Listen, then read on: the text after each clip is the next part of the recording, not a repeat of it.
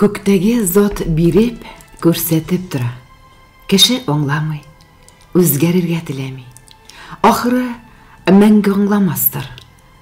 Акрынлап бетәр инде бу җир тормышы, дигән иде хәзрәт. Сүзләре хак булыр ахыры. Тәртәдән чыккан тормышны бер яхшы җитәкче генә хәл итеп бетерә алмас шул.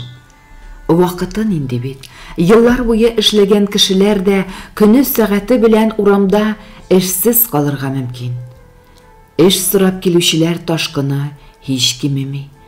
Эшкә алмагач, ниләр генә итеп бетмиләр. Аллаһ бирүче генә түгел, алучы да. Минекеннән дә яман хәлгә төшсәң иде. Фәләнең булгыры тыгыл. Өстеңә бомба төшсә иде. Ай-ай-ай, кешенең күңеле кара, теле тәмсез дә инде. Әле яңа гына сандугач булып сайраган кешедән ургый-ургый эчке агуы чыга. Моңарчы елмаеп сөйләшкән һәр кемне яхшы кеше дип уйлап йөргән иде. Надир ялгышын аңлады.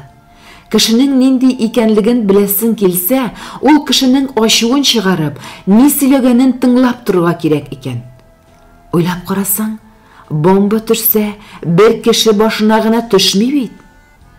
Ә җитәкчесе андый сүзләргә каршы берни әйтми. Эреле-ваклы бүлек җитәкчеләренә дә әйттерми. Аларны да аңларга була. Кичерегез, ди һәм ул хакта онытырга куша. Элек авылдагы Бәшир бабай байлар бал суырганда, хәерчеләр бармак суыра дип уфтана торган иде. Андый вакытлар кабатлана күрмәсен. Бармак суыруның ни икәнен белә Надир. Тормыш анысын да күрсәтте. Бәлки, яхшыга булгандыр. Авырлык күрми торып, җиңеллекнең ни икәнен кайчан белер иде. Көннәрдән бер көнне Надир үзенең бер кайгысыз, ваемсыз яшәвенә аптырый башлады. Хатта тормышыннан канәгатьлек хисе дә уянды түгелме? Аның күңелен шик корты кимерә иде. Бик тиз, кинәттән яхшырып китте тормышы. Берәр хәл килеп чыкмасмы? Көч түкмичә генә бурычтан котылды. Менә дигән эшледә булды. Хәерлегә түгелдер бу. Тир чыгармый гына тапкан малның хәсияте булмас диләр.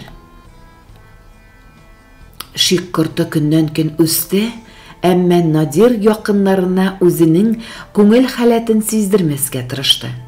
Андрей белән Маринаның туй көне килеп җиткән иде. Тыйнак кына улса да, гади затлыгы белән тарихка кереп кала торган туй ясадылар. Иң якын кешеләре җыелган туйны Андрей үзе алып барды. Көлдерде, елатты, җырлатты, биетте, кияү белән кәләш биюе булмаса да, Марина белән икесе парлап җырлаганда, кунаклар бер кемнән тартынмыйча елап утырды. Андрей кыю бөркет, Марина гүзәл аккошка тең иде. Нинди бәхетле иде алар бу минутларда. Андрей белән Маринаның ширбәт аен бер кайда бармыйча өйдә генә уздырырга теләүләренә Надир белән Гөлгенә бик шатландылар. Яңа кавышкан парларны ай-вайларына карамыйча Маринаның бер бүлмәле фатирына җибәрмәделәр. Үзебездә яшисез, это не обсуждается, диде Надир. Хатын-кызлар ишетмәгәндә генә, стеналар калын, бер ни ишетелмәячәк, анысы өчен борчылма дип пышылдады. Яш аермалары шактый булса да, Андрей Марина белән яши башлагач, бөтенләй үзгәрде, яшәрде. Алар бер-берсеннән башка бер кайда бармадылар. Өстәл артына килеп утыргач та, бер-берсеннән күзләрен алмадылар. Андрей, син мине нигә шул кадәр озак көттердең? Дип сорады Марина бер көнне. Андрей дәшмәде. Марина дәвам итте. Миннән берни дә яшермә, мин барысын да беләм. Син нигә миңа хәбәр салмадың? Кайда утырганыңны белсәм, яныңа күчеп китә идем. Күпме сорадым, әйтмәделәр. Көтмәгәндә югалдым бит. Мин ни уйларга да белмәдем. Шампанское алырга дип кибеткә чыгып киткән кешене 10 ел көттем. 10 ел. Нигә миңа язманың?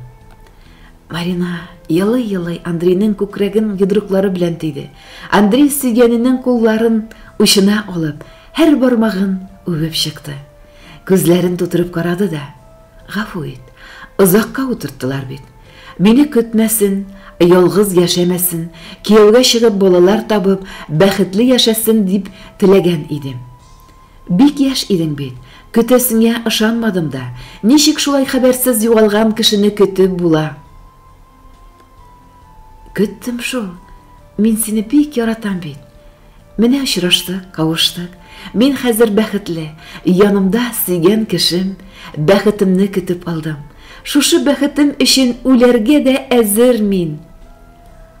Әйтмә мондый сүзеңне башка бер кашанда. Әйтмә. Башка корбаннар бирми генә бәхетле булыйк. Аккош кебек тугры булганың өчен рәхмәт. Әле тагын 10 ел кайтмасаң да көткән булыр идем.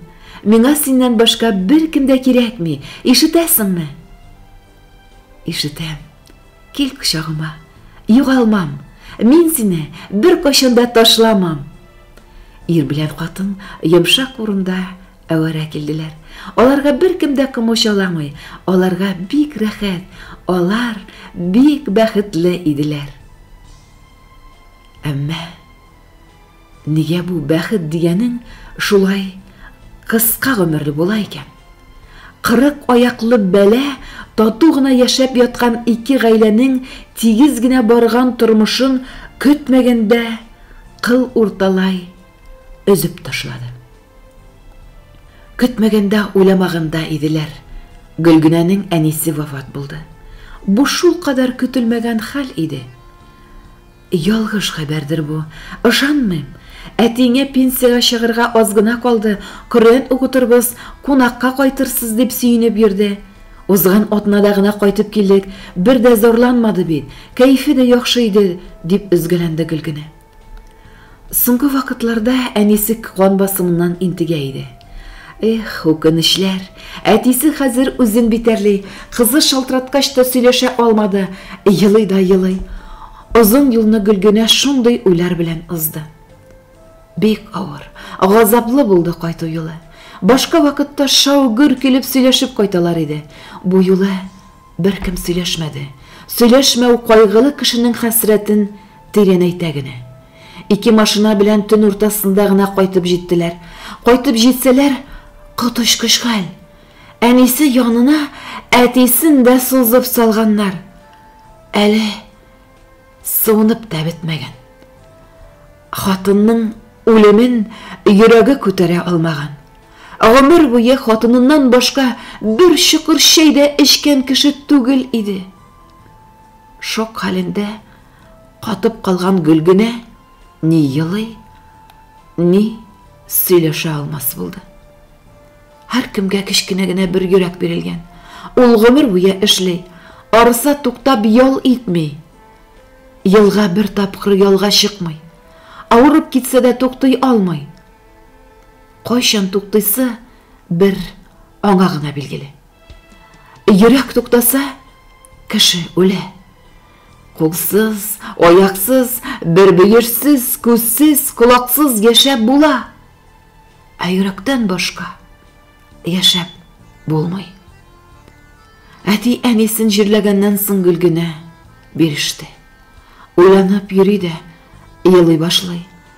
Сакламадым дип үкенә. Ятканны да, аңлатканны да тыңлап тормый. Бер ничә көн шулай азаплангач, эшкерүче даны чыккан Гөлсәрвәр әбине алып кайтты Надир. Аның белән сөйләшкәннән соң хатын тынычланды. Томанлы күз карашыда үзгәрде.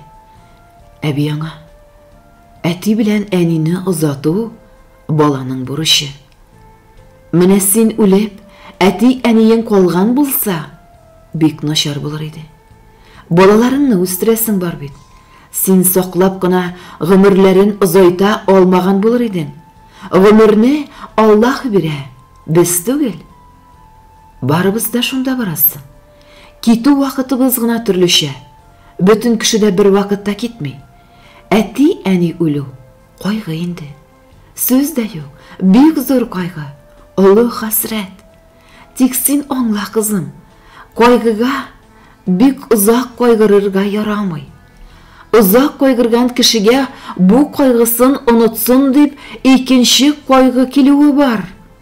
Дип бик узаклап вәгазь сөйләде. Әбинең соңгы сүзләре хак булып чыкты. Иртәгәсе көнгә план төзеп яши торган заман үтеп киткән иде. Гөлгенәне иртәгә үк путевка алып ялга җибәрәм. 2 баланы алыр да ял итеп кайтырлар дип уйлап, йокларга яткан Надирны хатыны иртән: "Надир, тор әле, монда әллә ниләр сөйлиләр, сугыш башланган диләр, белеш әле", дип уятты. Сугыш түгел, хәрби операция. Бу сүзне ишеткәч, хатыннар сөенеште. Андрей белән Надир бер-берсенә мәгънәле караш ташлап тын калдылар. Алар белә, аңлый моның ни икәнен. Илдә хаос башланды. Кибетләрдә котырып товар бәяләре артты. Сугыш михнәтен кичергән өлкән буын акчалары янудан, ач калудан куркып, кибет киштәләрендәге бар ашамлыкны кырып себереп җыйды. Читтән карап торганда бик яман булып күренде инде бу хәл. Кешеләр тартынып тормадылар. Бер-берсенең кулыннан ярма, токмаш капларын тартып алды. Бер-берсен этәп җибәреп теләсә ни кычкырулар да булды. Һәркем үзе өчен генә кайгырды. Беркем берни аңламады. Һәркем үзенчә уйлап яши башлады. Шикәр, токмаш, ярма саткан урыннарда чакрымнарга сузылган чират хасил булды. Тәртип сакчылары саклап торган бу чиратлар без моңарчы күрмәгән, аңламаган сәбәпләрне ачып салды. Тыныч тормышта дин тоткан, мәдрәсәләрдә гыйлем алган, мәчеткә йөргән, үзләрен иманлы, хатта изге итеп санаучы кешеләр нигә кинәт явызланды? Кабат хәзрәт әйткән сүзләр Надирның исенә төшә. Ничек белеп әйткән ул? Тормыш матур вакытта бар кеше әйбәт була.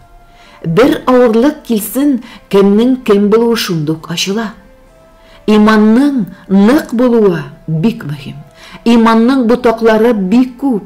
Рәхим шәфкатьле, рәхмәтле, шөкерле, яхшы күңелле булу, изге гамәлләр кылу, Аллаһка риясыз гыйбадәттә булу, яманлык, явызлык кылмау.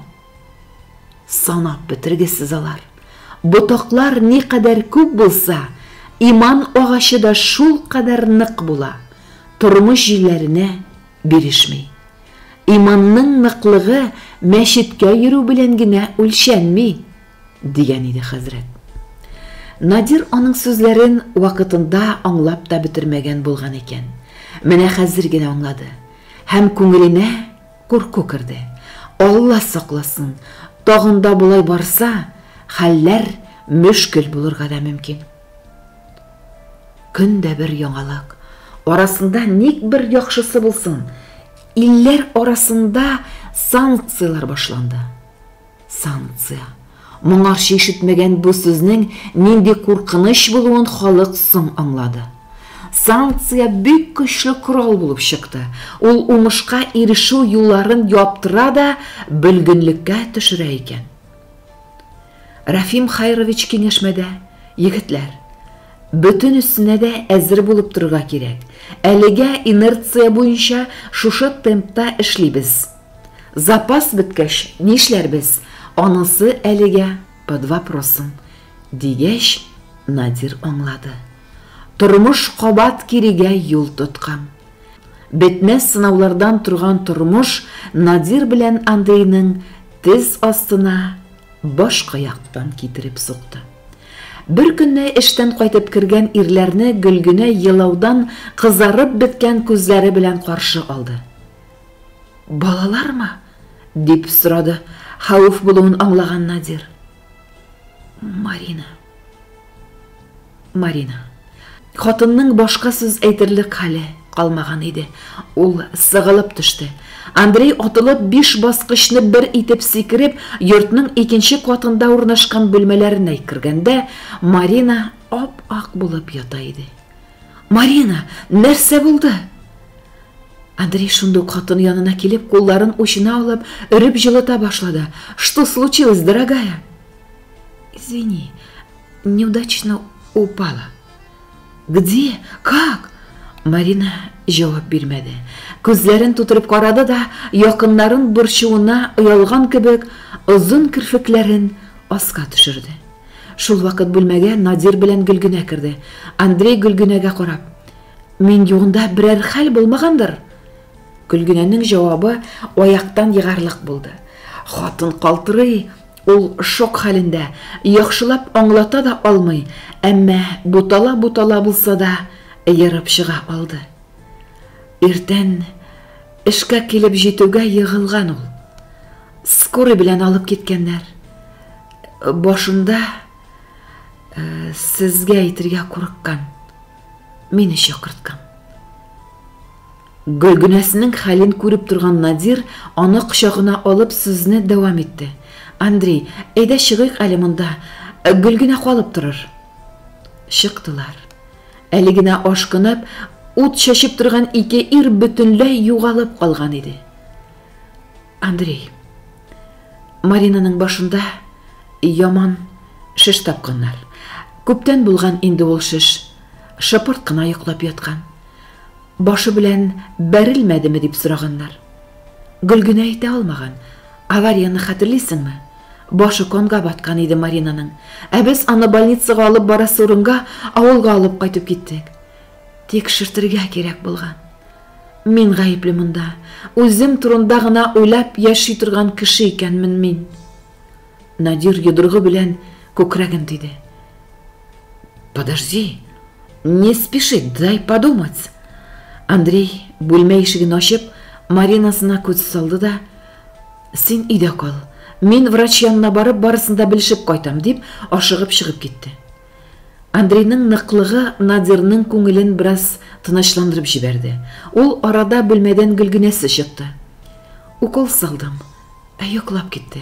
Әйдә васка төшик әле, тынычлап йоклап алсын. Башка көн булса, йорт эче шау-гөр килеп торыр иде. Бүген үле тынлык. Балалар кайда?" Күрше Фәния апа алып чыгып китте. Алар беләме? Әйттем инде, яшереп була торган хәл түгел. Кәрим егет кеше ул, борчылганын сиздермәскә тырыша. Әсәл бик каты илады. Маринаны бик ярата бит ул. Әле мин сиңа әйтмәгәнмен. Врач гомере күп калмаган дип әйтте. 40 яшедә тулмаган килеш җир астына киреп ятармы? Гөлгенә елап иренә сарылды. Күптән инде монда хисне кичергәне юк иде Надирның. Хатыны бик кадерле икән лабаса. Менә шулай иңнәренә сарылып, куеныңа сыйынып елап торган хатының булу зур бәхет икән. Көндәлек тормышның вак-төягенә алданып, әйтеләсе матур, җылы сүзләр дә әйтелми каладыр. Көнгә бер генә тапкыр булса да, нигә әйтмәскә ул матур сүзләрне? Ахырдан үкенмәслек итеп нигә яшәми икән адәм заты? Тирән хисләре уянган Надирның тамагына төер тыгылды. Андрей өчен йөрәге әрней. 60-ына җитәм дигәндә генә бәхет тәмен татыган кеше бит ул. Нигә булай килеп чыкты соң әле? Надир Гөлгенәсен куенына алып, чәчләреннән иркәләде. Елама, гөлем. Елап, бер ни дә эшләп булмай. Хәзер без көчле булырга тиешбез. Марина белән Андрейга без булышмасак кем булышыр? Без бер гаилә. Гаиләбезгә кайгы килгән икән, иңебез белән күтәрик. Бәлки, барысы да алай ук начар түгелдер. Бергәләшеп күктәге заттан ярдәм сорыйк. Нинди авыр вакытымда ярдәм итте бит ул миңа. Сөрт күз яшьләреңне. Бираздан ишекне акрын гына ачып, канаты кайрылган кош кыяфәтендә Андрей кайтты. 10 елга сузылган төрмә тормышында сындыра алмаган ирне, яраткан кешесенең бәләгә таруы тәмам талкыган, изгән иде. Бар да бетте. Это конец моего марафона, который называется жизнь.